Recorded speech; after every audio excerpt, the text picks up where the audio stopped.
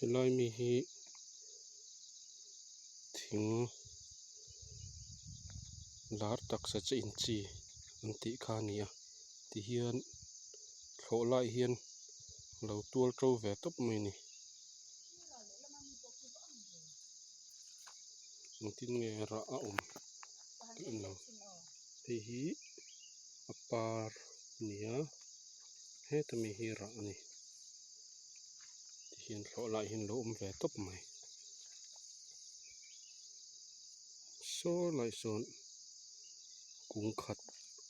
awm bawk a khulai khuan a awm bawk a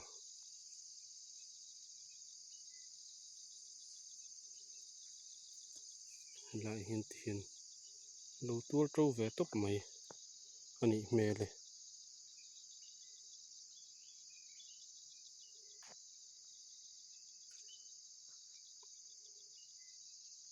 saw lai mi phaisa chu